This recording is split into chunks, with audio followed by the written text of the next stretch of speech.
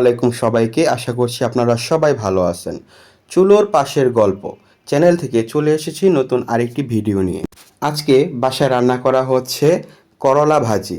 এটাকে আমরা তিতা করলাও বলে থাকি। তো তিতা করলাগুলোকে ভালোভাবে ধুয়ে নিয়ে আমরা এখন এটাকে কাটবো। তো আপনারা দেখতে পাচ্ছেন আমরা কিন্তু প্রথমে মাথার এবং পিছনের যে অংশটুকু থাকে এটা আমরা ফেলে নিয়েছি। তো ফেলে দেওয়ার পরে এখন এটাকে আমরা মাঝ বরাবর কেটে নিব।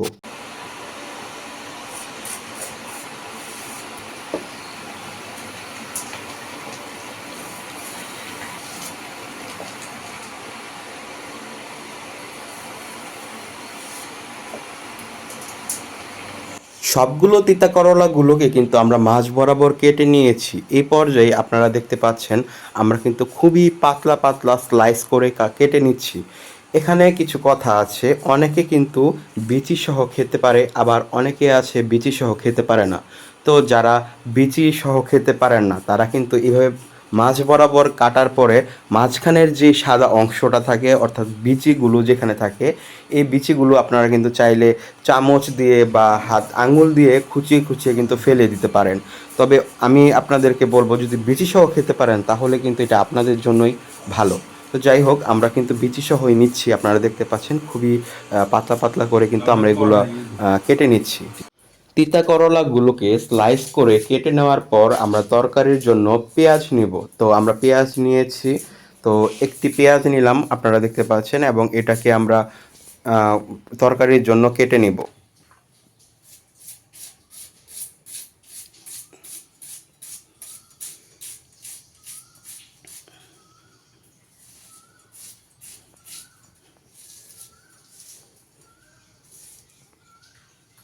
পেঁয়াজ কাটার পর এবার আমরা একটি রসুন নিয়ে নিলাম।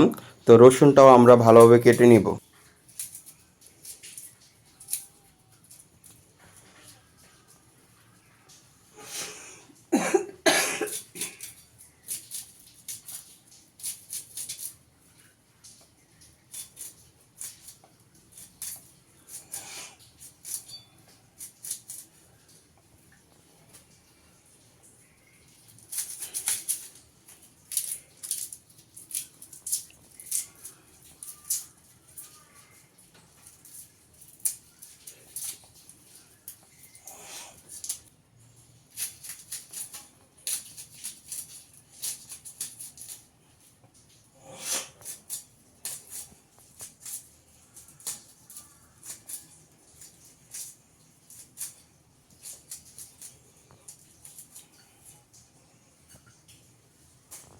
পেঁয়াজ রসুন কাটার পর আমরা এই পর্যায়ে মরিচ নিয়ে নিলাম।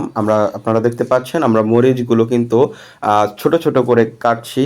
তো কেউ যদি বেশি মরিচ নিতে চান, কেউ যদি কম নিতে চান, অর্থাৎ মানে যে যেমন খায়, ঠিক আছে, সেভাবে পরিমাণ মতো মরিচ নিয়ে নেবেন। আর আপনারা চাইলে কিন্তু মরিচ এভাবেও কাটতে পারেন, আবার চাইলে কিন্তু মাঝ বরাবর লম্বালম্বিভাবে কিন্তু কেটে আপনারা রান্না করতে পারেন। তো আমরা ছোট ছোট করে নিলাম। তো এই পর্যায়ে আমরা একটি কড়াইতে তেল দিয়ে নিব।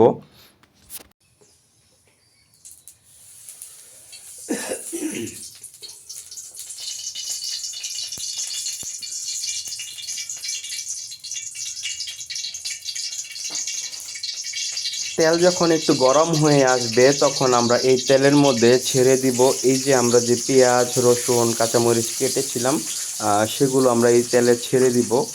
ছেড়ে দেওয়ার পর আমরা একটু ভালোভাবে নেড়ে নিব এই পেঁয়াজ রসুন এবং কাঁচামরিচগুলোকে তেলের মধ্যে। এইভাবে কিছুক্ষণ নাড়াচাড়া করার পর আমরা এই মুহূর্তে দিয়ে দিব লবণ। তো আমরা লবণ দিয়ে নিচ্ছি পরিমাণ মতো। লবণ দেওয়ার পর আমরা আবার এটাকে ভালোভাবে নেড়ে নিব যেন লবণটা ভালোভাবে মিশ্রিত হয় সব কিছুর সাথে। তারপর আমরা এই পর্যায়ে তিতা করলাগুলো কড়াইতে ছেড়ে দিব।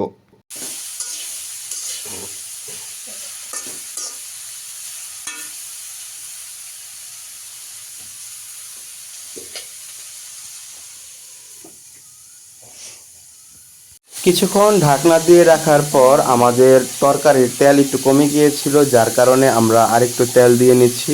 যত পারবেন তরকারিতে তেল কম দেওয়ারই চেষ্টা করবেন। তো আমরা খুবই কম দিয়েছিলাম, তাই তেল শুকিয়ে গেছিলো, যার কারণে আমরা আবার তেল দিয়ে নিলাম। তো তো আমরা আবার তেল দেওয়ার পরে আবার ভালোভাবে আমরা তরকারিগুলোকে নেড়ে নিব।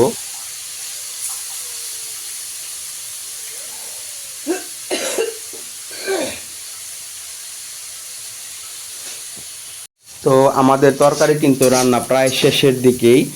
তো অনেকেই কিন্তু এই তিতা করলা যে তরকারিটা এটা কিন্তু হলুদ দেয়, তো আমরা কিন্তু হলুদ দেই নাই, আমরা নর্মালি তিতা করলা হলুদ ছাড়াই খেতে পছন্দ করি, একটু সবুজ সাদা একটা ভাব থাকে। আপনি চাইলে কিন্তু হলুদ দিয়ে নিতে পারেন, হলুদ দিলে তরকারি একটু হলুদ হয়ে যায়, খেতে অন্যরকম ভালোই লাগে। তো আমরা হলুদ দেই নাই, আমরা এইভাবেই সবসময় খাই। ভিডিওটা আপনাদের কেমন লেগেছে লাইক কমেন্ট শেয়ার করে জানিয়ে দেবেন। দেখা হবে নতুন কোনো রেসিপিতে, সে পর্যন্ত শুভকামনা। আসসালামু আলাইকুম।